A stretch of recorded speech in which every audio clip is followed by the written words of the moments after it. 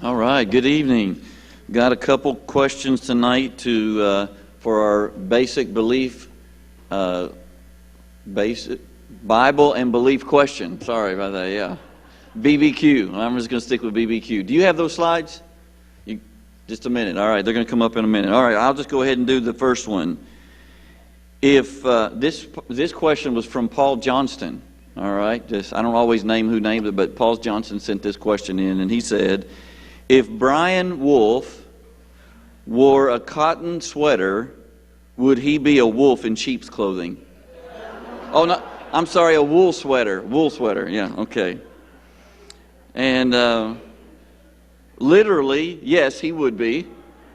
Figuratively, no, he would not be, all right? And then the next question is, this one's a more serious one. If you're not supposed to have kids with your mother, how did Cain and Abel have kids if Eve was the only woman? All right, good question. Genesis chapter 4, verse 17, it says that Cain knew his wife, and she conceived and bore Enoch. And when he built a city, he called the name of the city after the name of his son Enoch. This was after he had killed his brother and been marked by God. And some of the first few chapters of Genesis kind of will flow chronologically, but it will go back and start and do that again. And so in Genesis chapter 5, for example, it starts to give some of the genealogy. And it says, this is the book of the generations of Adam. When God created man, he made him in the likeness of God. Male and female, he created them, and he blessed them and named them man when they were created. And when Adam had lived 130 years, he fathered a son in his own likeness after his image and named him Seth. Now, Seth's birth was also recorded in chapter 4. The days of Adam after he fathered Seth were 800 years, and listen to this, and he had other sons and daughters. Thus, all the days that Adam lived were 930 years, and he died. All right, so he had, Adam and Eve had a number of children. We have a few of their names, Cain and Abel, Seth, and the like. But there were other sons and daughters that they had, and the likelihood is that Cain married what would be his sister.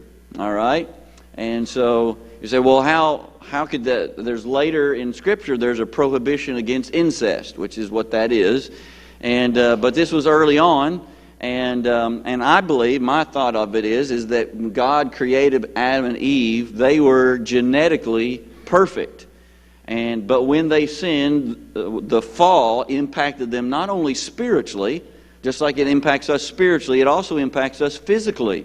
I have glasses because I'm a product of the fall. We're getting older, and aches and pains and all those kinds of things are a result of the fall. And I think it even it impacts our genetics. And so now, the reason later God prohibited siblings getting married and having children was because he recognized that as the fall impacted, our genetics could not handle having a relationship with a sibling, and that would impact children physically and mentally adversely. And so that's why the prohibition came later. But probably, I do not think that Seth Cain had a relationship with his mother Eve. That would have been obviously wrong, but he did have a relationship and was married to his sister. All right, it doesn't mean that we do it today, but that's how it went down probably. All right, that's the BBQ question for tonight.